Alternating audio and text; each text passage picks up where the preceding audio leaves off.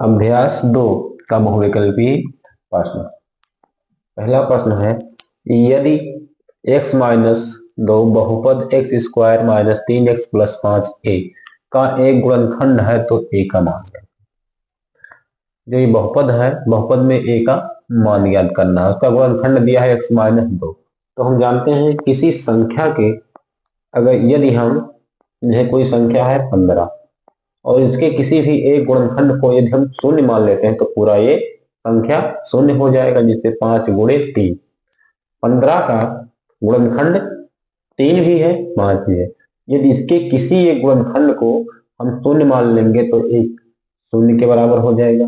उसी तरह जब इसका एक गुणनखंड है तो इसे हम शून्य मान लेंगे, तो शून्य मान लेंगे तो ये चर के किस मान पर शून्य होगा, तो चर के जिस मान पर शून्य ये होगा तो ए भी उसी मान पर शून्य हो जाएगा, जिससे एक समीकरण तैयार हो जाएगा।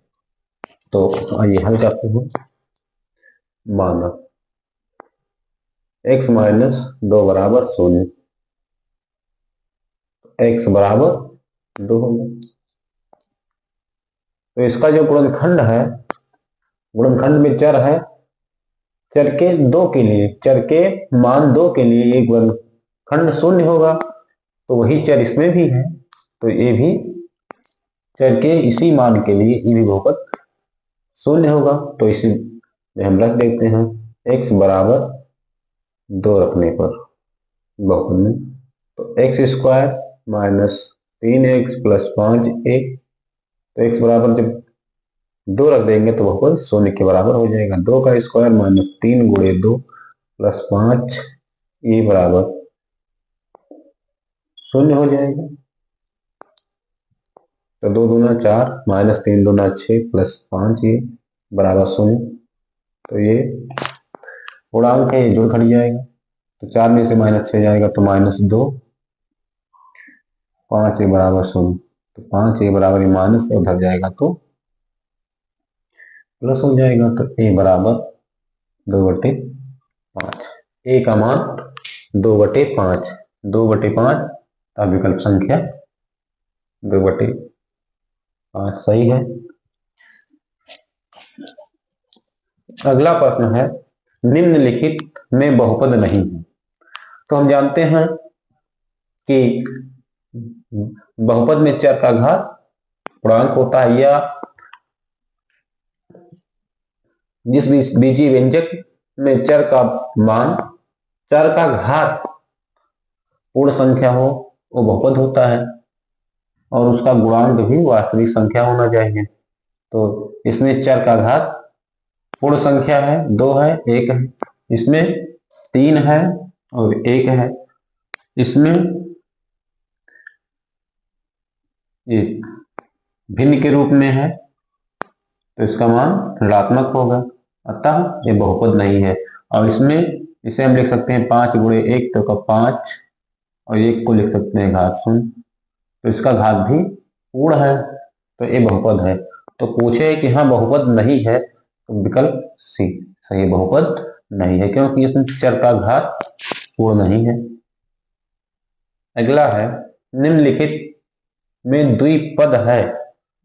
हम जानते हैं कि पद का विभाजन प्लस माइनस से होता है, तो इसमें एक पद है, एक पद, दो पद, इसमें दो पद है, इसमें 3 पद है, इसमें शून्य बहुपद है, तो इसमें 2 पद है, यही सही है। निम्नलिखित में द्विघात बहुपद है। द्विघात बहुपद चर का घात 2 होना चाहिए, तो इसमें चर का अधिकतम घात 3 है, इसमें चर का अधिकतम घात 1 है, इसमें चर का घात कुछ नहीं तो 0 है, इसमें चर का घात 2 है, अतः इसी बहुपद का घात 2 है, द्विघात बहुपद है। अगला है बहुपद 3x square minus 5x plus 7x cube minus 2x पर 4 की घात प्लस 9 की घात है। तो हम जानते हैं बहुपद में चर की सबसे बड़ी घात बहुपद की घात कहलाती है, तो ये कुछ जुड़ घट नहीं सकता, संक्षिप्त में और नहीं हो सकता है। 4 घात, 3 घात, 2 घात, 1 घात, और अतः इस बहुपद की सबसे बड़ी घात 4 है। तो बहुपद की घात 4 होगी। बहुपद में चर की अधिकतम घात बहुपद की घात कहलाती है। बहुपद px बराबर -3 की घात है। वैसे अगर पूछा जाए कि -3 की घात है तो एक बताएंगे, लेकिन जब बहुपद की घात पूछेंगे तो हम चर की घात बताएंगे। तो -3 को लिख सकते हैं 3 - 3 गुणे 1, और -1 को लिख सकते हैं किसी भी चर की घात 0। तो चर की घात क्या होगा? 0। बहुपद की घात -3, बहुपद की घात 0 होगी। अगला है यदि द्विघात बहुपद k - 1 एक्स स्क्वायर प्लस के एक्स प्लस 1 के शून्यकों में से एक शून्य -3 है तो k का मान ज्ञात। इसका शून्य दिया है -3, तो k का मान ज्ञात करना है। तो बहुपद में शून्य का मान रखने पर बहुपद शून्य हो जाता है। तो रखते हैं हम k - 1 एक्स स्क्वायर प्लस के एक्स प्लस 1 शून्य किसका? -3 है। तो -3 पर यह बहुपद का मान शून्य हो जाएगा। -3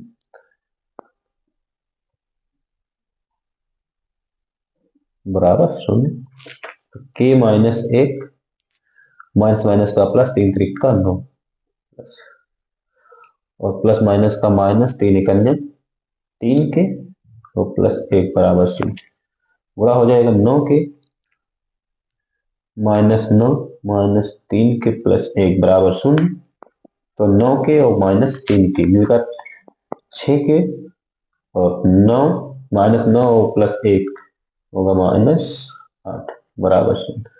तो के 6 के बराबर +8, और के बराबर 8/3, 8/6। 2 से कटेगा 2 चौगड़ 2 3 6, के का मान 4/3 है। तो के का मान 4/3।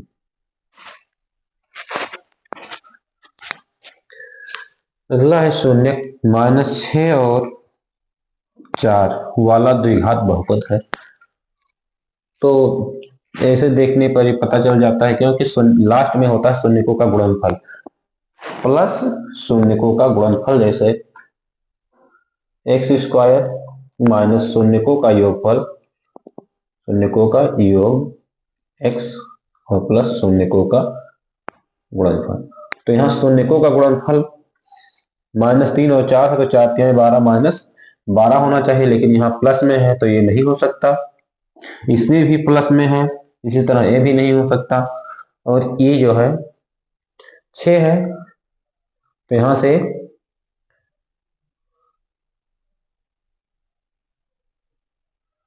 1/2 कॉमन लेने पर तो ये 12 हो जाएगा। ये तो हो गया, लेकिन यहाँ अब ये देखा जाएगा शून्यकों का योगफल। यहाँ 4 प्लस -3 होगा, तो यहाँ 1 बचेगा। तो यहाँ माइनस है तो माइनस में आना चाहिए x, तो माइनस में भी x होगा। और यहाँ प्लस में है तो ये भी नहीं होगा, ये होगा। यदि आप चाहें तो यहाँ रखकर देख सकते हैं, एक्स स्क्वायर माइनस शून्यकों का योगफल -3 + 4 एक्स प्लस शून्यकों का गुणनफल। तो शून्यकों का गुणनफल -3 × 4 एक्स स्क्वायर माइनस, यहाँ होगा 4 नहीं 1 होगा, प्लस माइनस का माइनस 4 के 12।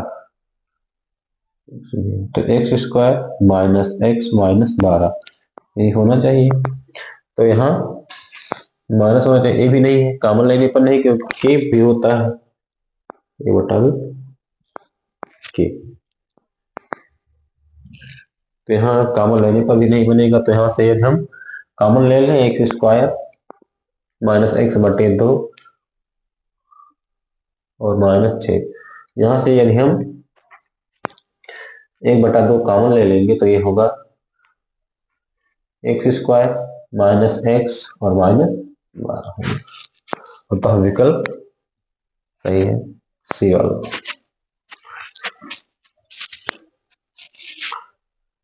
उसके बाद है 9वां, यदि द्विघात बहुपद एक्स स्क्वायर प्लस ए प्लस एक एक्स प्लस बी के शून्य -2 और -3 है तो ए का मान -7 बी का -1।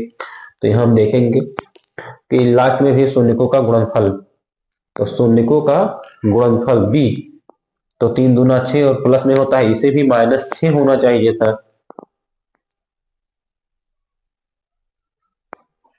बी का मान -6, तो इसे भी करके देख लेते हैं कि एक्स स्क्वायर माइनस शून्यकों का योगफल का योग एक्स प्लस शून्यकों का गुणनफल, एक्स स्क्वायर माइनस शून्यकों का योगफल कितना है, शून्य दिया है 2 और -3, तो 2 प्लस -3 एक्स प्लस शून्यकों का गुणनफल 2 गुणे -3,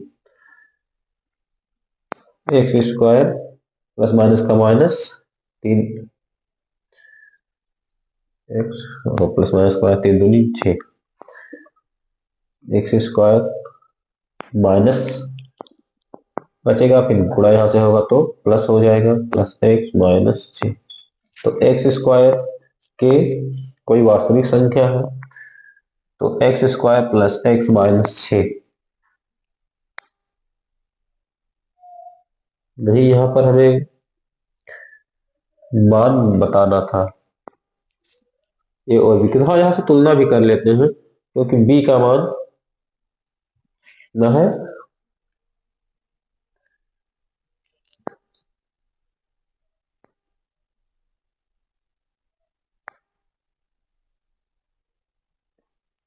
तो हम तुलना भी कर सकते हैं।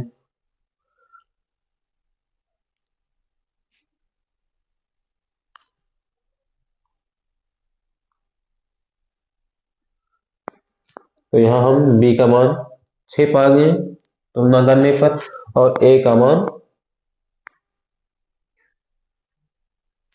यहाँ 1 है, तो ए का मान यहाँ 1 आया, तो ये भी 1 लगा है, तो 1 1 2 2 हो जाएगा। यहाँ 1 का काम हमें करना 0 प्लस 1, विकल्प संख्या डी सही होगा। या फिर दूसरा तरीका है शून्यकों का योगफल, शून्यकों का योगफल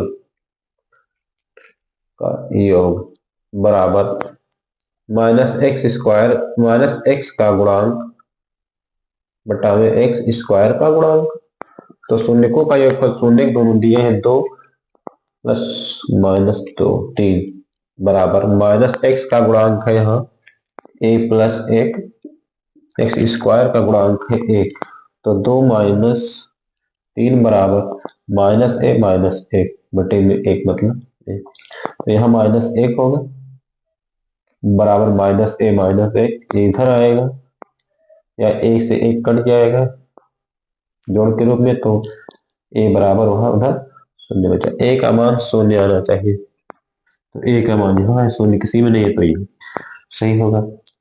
या b का मान निकालते हैं, तो b का मान निकालने के लिए हमें यहाँ 2 दिया है, फिर a का मान निकालना पड़ता है, इसलिए हम यहाँ पहले योगफल लगाए। 10वां प्रश्न, शून्य -2 और 5 वाले बहुपदों की संख्या। शून्य दिया है तो 2 शून्य दिया है, इसके बहुपदों की संख्या कितना होगा, तो हम जानते हैं बहुपद, शून्य दिए होने पर बहुपद ज्ञात करने के लिए बहुपद x² माइनस शून्यकों का योगफल, शून्यकों का योग x और प्लस शून्यकों का गुणनफल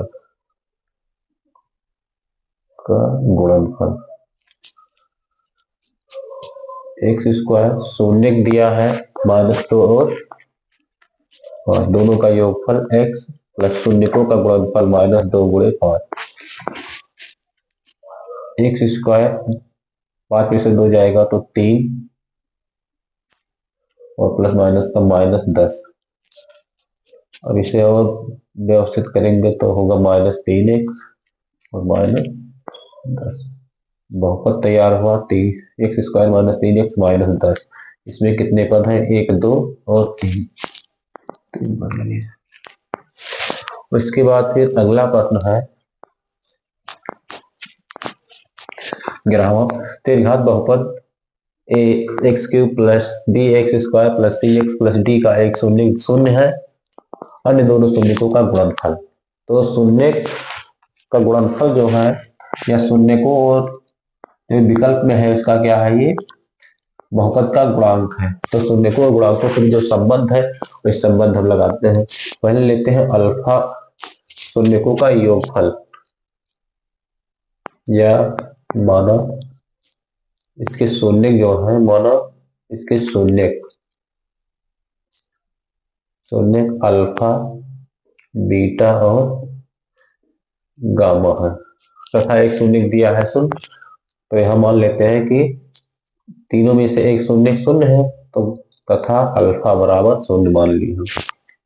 अब इसे हम हल करेंगे। शून्य और गुणांकों के बीच में संबंध का क्या है, तो अल्फा प्लस बीटा और प्लस गामा मतलब शून्यकों का योगफल। शून्यकों का योगफल 3 घात बहुपद है, तो माइनस एक्स स्क्वायर का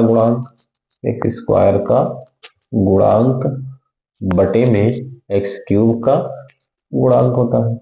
तो एक शून्य शून्य है, तो यहाँ बचा beta plus gamma, minus x का गुणांक है इसमें बी और एक्स क्यूब का गुणांक है ये, तो beta plus gamma minus B बटा ए। तो यहाँ हमें प्राप्त हुआ है शून्यकों का योगफल, जबकि हमें गुणनफल याद करना है। तो यह हम गुणनफल वाला लगाएंगे, अल्फा बीटा और गामा बराबर माइनस अचर पद का गुणांक, अचर पद बटे एक्स क्यूब का गुणांक। तो यहाँ एक शून्य है तो शून्य हो जाएगा, जो कि इससे नहीं आएगा। तो एक बचता है दो शून्यकों का योगफल, तो दो शून्यकों alpha into beta plus beta into gamma plus gamma into alpha.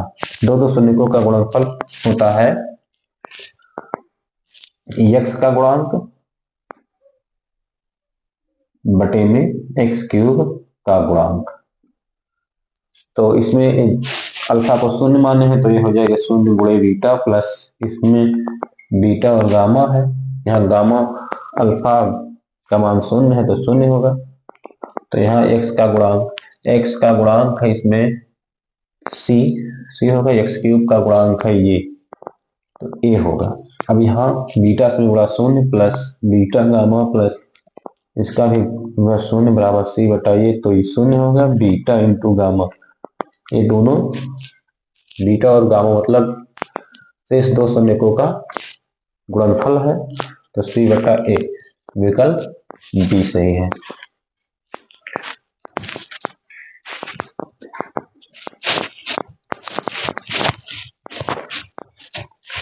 उसके बाद में है 12वां, यदि एक्स स्क्वायर प्लस ए एक्स प्लस बी के रूप के एक द्विघात बहुपद का एक शून्य दूसरे शून्य का ऋणात्मक, एक शून्य दूसरे शून्य का यदि ऋणात्मक है, दो घात बहुपद है, तो इसमें कोई रैखिक पद नहीं होता तथा अचर पद का मान ऋणात्मक होता है। तो यह मान लेते हैं, माना इसके शून्य जो है y है, माना इसके शून्य एक शून्य y है, तो दूसरा शून्य क्या है इसका, तो शून्य का ऋणात्मक है, तो ये y है तो दूसरा शून्य हो जाएगा माइनस y। तो दो शून्य, एक शून्य दूसरे शून्य का ऋणात्मक है। अब हम इसका बनाएंगे बहुपद। तो बहुपद बनाने के लिए कि एक्स स्क्वायर माइनस शून्यकों का योगफल, तो ये दोनों शून्य दिया डायरेक्ट लिख देते हैं, y प्लस y एक्स और प्लस शून्यकों का गुणनफल, तो y गुणे माइनस y, एक्स स्क्वायर और प्लस माइनस का minus y minus y x plus minus का माइनस y स्क्वायर। तो एक्स स्क्वायर y से y जाएगा, शून्य बचेगा बस y स्क्वायर, जो कि y कोई अचर पद है।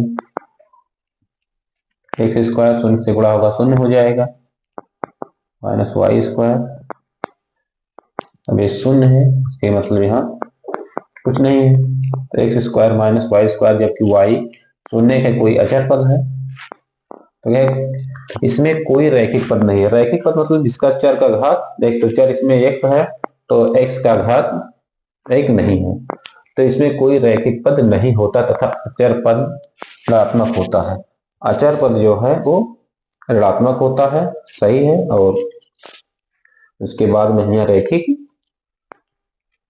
पद नहीं है, तो रैखिक पद नहीं है, दो घात है, तो विकल्प ए सही है।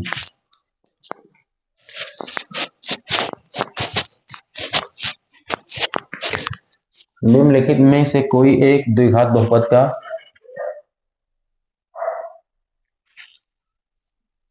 आलेख नहीं है। तो आलेख हम जानते हैं, द्विघात बहुपद के अधिकतम दो शून्य हो सकते हैं। एक घात बहुपद के अधिकतम शून्य एक, दो घात बहुपद के अधिकतम शून्य दो, तीन घात बहुपद के अधिकतम शून्य तीन, चार घात बहुपद के अधिकतम शून्य चार। तो ऐसे हम यहाँ कहे दो घात, एक दो घात बहुपद का आलेख नहीं है।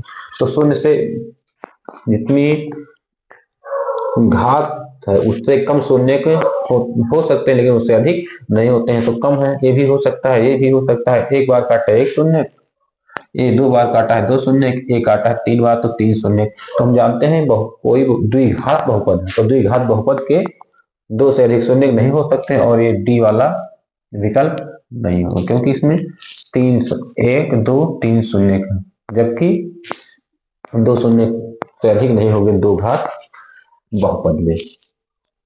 उसके बाद फिर है, यदि त्रिघात बहुपद कितना का एक शून्य कितना है तो अन्य दोनों शून्यकों का गुणनफल ज्ञात कीजिए।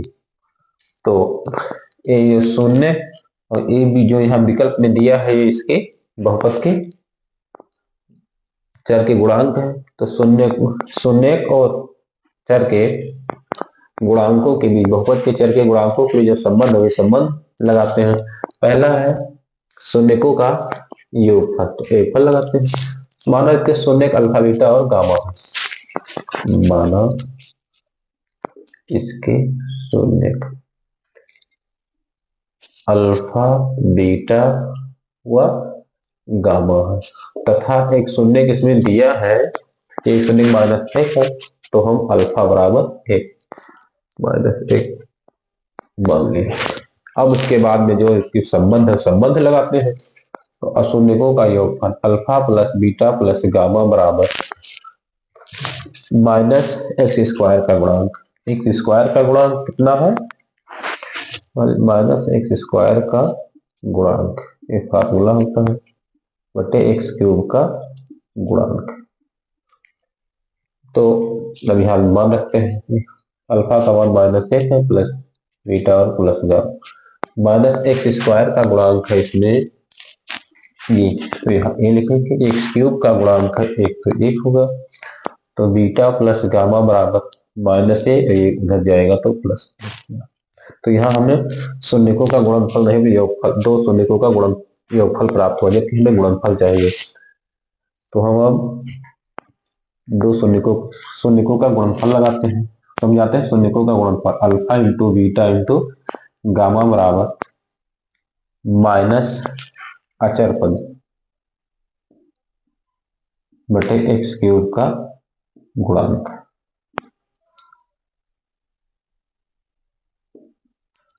तो इसका मान रखते हैं, मान है माइनस एक है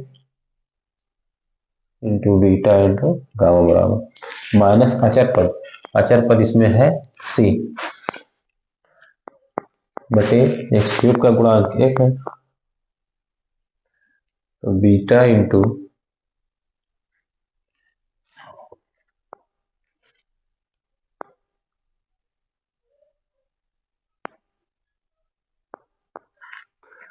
बीटा इंटू गामा बराबर सी होगा, जबकि विकल्प में नहीं है। अब उसके बाद हम एक लगाएंगे,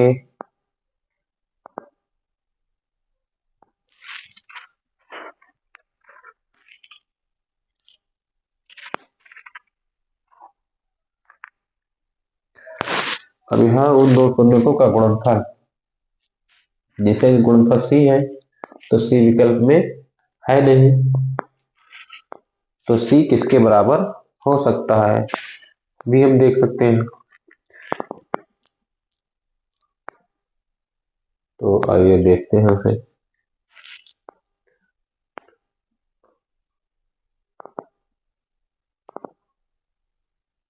दो शून्यकों का गुणनफल लगाते हैं, alpha into beta plus beta into gamma plus gamma into alpha का मान होगा दो शून्यकों के गुणन का योगफल होगा एक्स का गुणांक, तो एक्स का गुणांक बटे एक्स क्यूब का गुणांक। तो इसका मान हम क्या दिया है, एक शून्य मान, तो होगा minus beta plus beta into gamma plus gamma, इसका मान माइनस एक है। एक्स का गुणांक है इसमें बी, यहाँ बी लिखेंगे, एक्स क्यूब का गुणांक है ये, तो ये होगा माइनस बीटा और माइनस अल्फा प्लस बीटा बराबर बी। तो यहाँ से माइनस कॉमन लेंगे तो beta plus alpha plus beta into gamma बराबर बी है। अब यहाँ बीटा प्लस गामा का मान हम यहाँ से रखते हैं, तो beta plus alpha, beta plus gamma का मान है माइनस ए और प्लस एक, तो यहाँ होगा माइनस ए प्लस एक और प्लस बीटा इंटू गामा बराबर बी। आगे माइनस है, उधर जाकर प्लस होगा, बीटा इंटू गामा बराबर बी माइनस ए और प्लस एक, तो होगा बी प्लस माइनस माइनस ए और प्लस एक, बी माइनस ए प्लस एक, बी माइनस ए प्लस एक।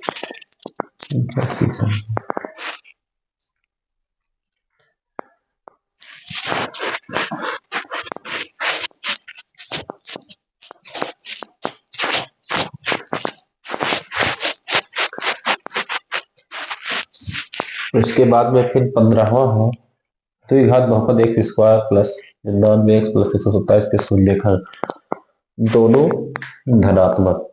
जब दोनों धनात्मक हो जाएंगे तो यहाँ एक्स स्क्वायर माइनस, दोनों धनात्मक होंगे तो इसका शून्यकों का योगफल होगा, यहाँ धन होगा और एक्स होगा, और इसके बाद में यहाँ दोनों धनात्मक है तो धन होगा और धन ऋण का यहाँ ऋण हो जाएगा। अगर दोनों धनात्मक होते हैं तो यहाँ ऋण हो जाएगा, जबकि यहाँ धन है तो ए विकल्प नहीं हो सकता। दोनों ऋणात्मक, हाँ दोनों ऋणात्मक, अगर दोनों ऋणात्मक हैं तो यहाँ ऋण जब जुड़ेगा तो ऋण में आएगा, तो ऋण आगे ऋण है, यहाँ भी ऋण है, तो ये धन हो जाएगा, एक्स स्क्वायर धन एक्स, और ऋण ऋण का जब यहाँ गुणा होगा तो धन होगा, तो विकल्प संख्या ऐसे होगा दिया। अगर ये इसी वाला लेते हैं, एक धनात्मक और एक ऋणात्मक, तो एक धनात्मक एक ऋणात्मक होगा तो यहाँ ऋण आ जाएगा यहाँ, तो ए भी नहीं होगा, और दोनों बराबर, ये दोनों बराबर हो जाए तब भी यहाँ शून्य होगा, दोनों बराबर हो जाए उसका मान।